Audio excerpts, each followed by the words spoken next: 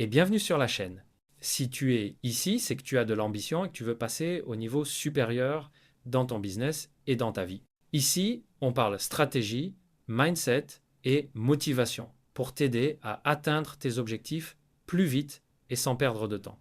Alors prépare-toi, car dans cette vidéo, je vais te donner l'énergie et les clés dont tu as besoin pour avancer.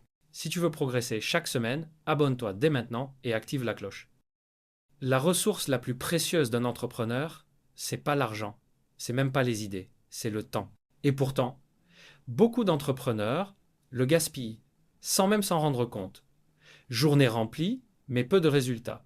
Sentiment constant de courir après les tâches. Et surtout, frustration de ne pas avancer assez vite. Aujourd'hui, je vais te partager ma routine de productivité. Pas une routine parfaite, pas une routine copiée dans un livre, mais une routine réaliste et efficace que tu peux adapter à ta propre vie d'entrepreneur. On va parler de réveil, d'organisation de la journée, de gestion du temps, de concentration et même de récupération. À la fin, tu auras une méthode claire pour être productif, sans sacrifier ta santé ou ton équilibre personnel. 2. Le matin, démarrer avec intention. Tout commence le matin. La façon dont tu démarres ta journée détermine ton niveau d'énergie, de focus et même ton état d'esprit. Étape 1, le réveil. Évite la tentation de plonger directement dans ton téléphone.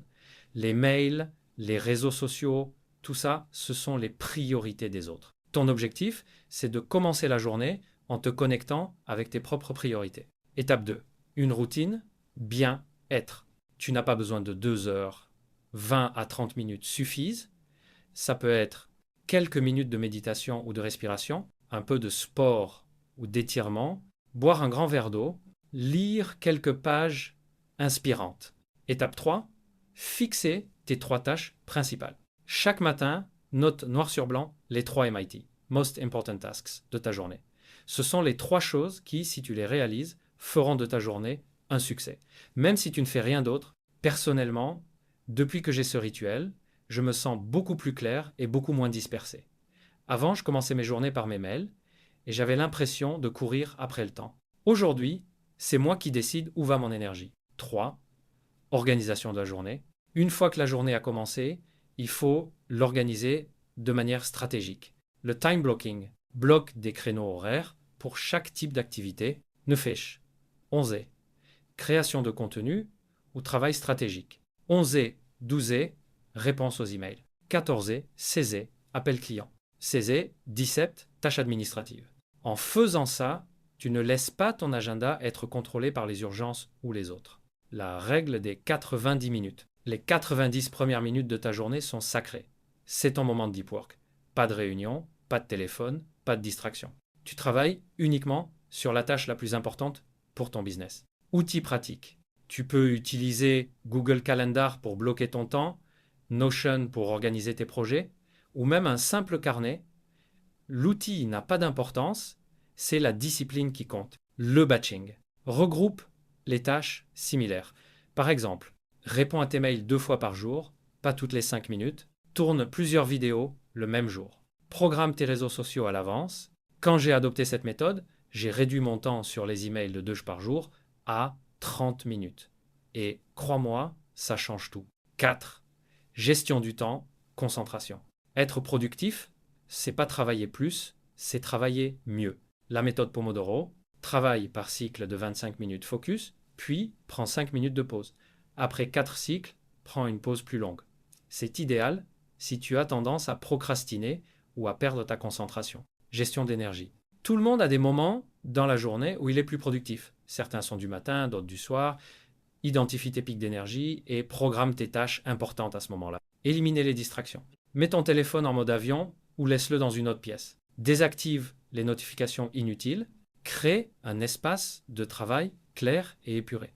Personnellement, depuis que je travaille sans mon téléphone dans la pièce, ma productivité a littéralement doublé. 5. Fin de journée, récupération. La productivité, ce n'est pas seulement travailler dur, c'est aussi savoir récupérer. Fais un bilan rapide. À la fin de la journée, prends 5 minutes pour noter ce que tu as accompli, ce que tu as appris et ce que tu peux améliorer. Prépare le lendemain.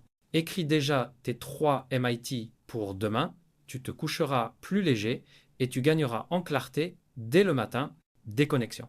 Évite de travailler jusque tard dans la nuit, prends du temps pour ta famille, pour tes proches, pour toi-même et surtout, puis dors bien. Le sommeil, c'est l'arme secrète de tous les grands performeurs. 6. Clé d'une routine durable. Tu n'as pas besoin d'une routine parfaite. Ce qui compte, c'est la constance. Une bonne routine est réaliste.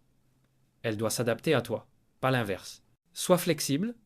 Si tu rates un jour, c'est pas grave. Ce qui compte, c'est la régularité sur le long terme. Rappelle-toi, ce ne sont pas les grandes actions ponctuelles qui font la différence, mais les petits gestes répétés chaque jour. Comme le dit une citation que j'adore, nous sommes ce que nous faisons de manière répétée. L'excellence n'est donc pas un acte, mais une habitude. 7.